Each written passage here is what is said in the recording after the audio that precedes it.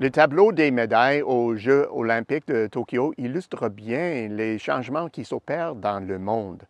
Quand j'étais enfant, la course pour la domination se jouait entre les États-Unis et le URSS. Bref, le monde libre contre les États centralisés. Aujourd'hui, elle oppose les géantes émergentes et l'Occident, les économies asiatiques se disputant la suprématie locale. On peut établir un parallèle étroit entre cette situation et le commerce international, et plus précisément la participation du Canada. Alors, dans la course actuelle vers la relance, certains pays offrent-ils une performance digne d'une médaille d'or? Dans l'arène commerciale, tout comme aux Jeux olympiques, on bataille fermement pour les premières places du podium. Les États-Unis restent le joueur dominant étant donné sa taille. Toutefois, la Chine a connu un départ fulgurant cette année, notamment grâce à une augmentation très impressionnante des exportations canadiennes vers le marché chinois. Les deux sont au coude à coude en ce qui a trait aux gains réalisés depuis le début de l'année. La hausse s'élève à 10 pour les États-Unis et à 8 pour la Chine.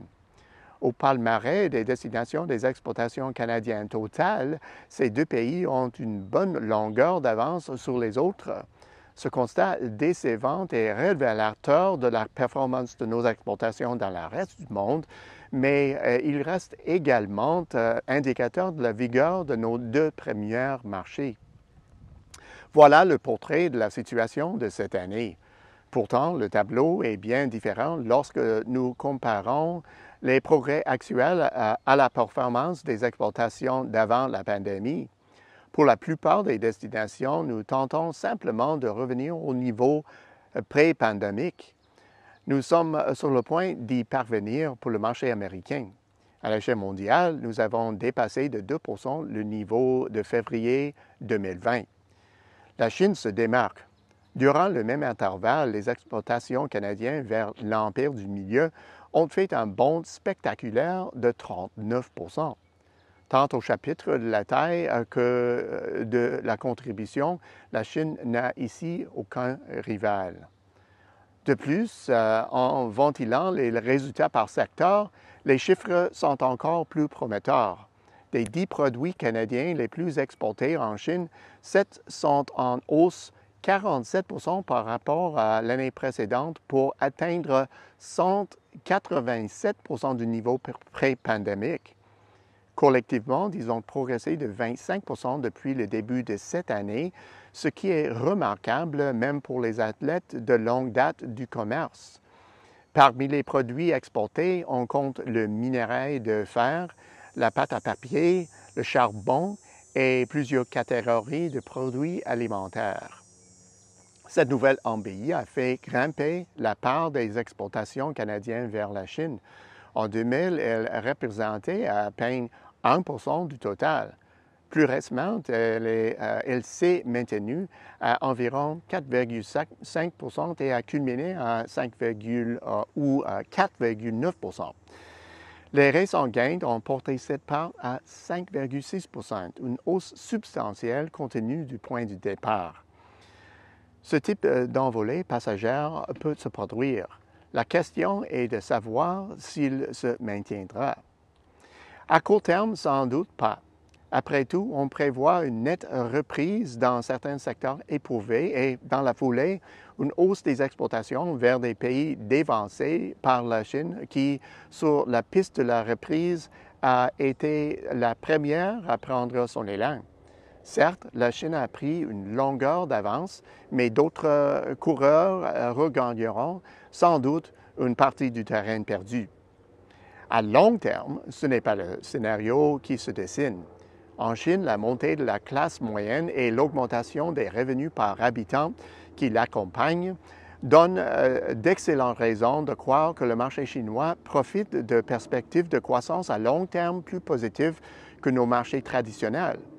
Si le Canada est en mesure de combler avec constance les besoins grandissants de la Chine pour un éventail de biens importés, la part chinoise du total de nos échanges est appelée à subir une transformation radicale d'ici 10 à 20 ans. Si cette hypothèse se confirme, elle aura des répercussions majeures pour les entreprises canadiennes. Nous avons maintenu la cadence dans le sprint de l'exportation qui s'est amorcé après le début de la pandémie. Cette performance encourageante ne garantit toutefois pas que nous sommes prêts à déployer l'effort marathonien qui sera nécessaire pour répondre aux besoins croissants de la Chine dans un horizon à long terme. Les entreprises canadiennes qui exportent en Chine avec succès s'étonnent des constantes demandes de ce marché année après année et redoutent même que le volume de vente dépasse notre capacité de production et d'expédition. Maintenant, dans un monde qui s'efforce toujours de se remettre du choc de la pandémie, cette idée peut sembler farfelue. Chose étant, la priorité de l'heure est la relance. D'ailleurs, sa forme actuelle nous donne un aperçu de la transformation du commerce international. Et cette transformation sera encore plus évidente dans le monde post-pandémique. Pour les entreprises canadiennes, il est encore temps d'accepter cette réalité, de se doter de plans de reprise des activités, ainsi que d'établir des objectifs à long terme et des plans d'investissement qui assureront leur survie et leur prospérité. Au bout du compte, l'évolution des influences mondiales observables aux Jeux olympiques de Tokyo de cet été se poursuivra bien après la fin de cet événement planétaire. Les coureurs venant tout juste de se joindre au sprint actuel épuiseront leurs énergies bien avant la fin de la course.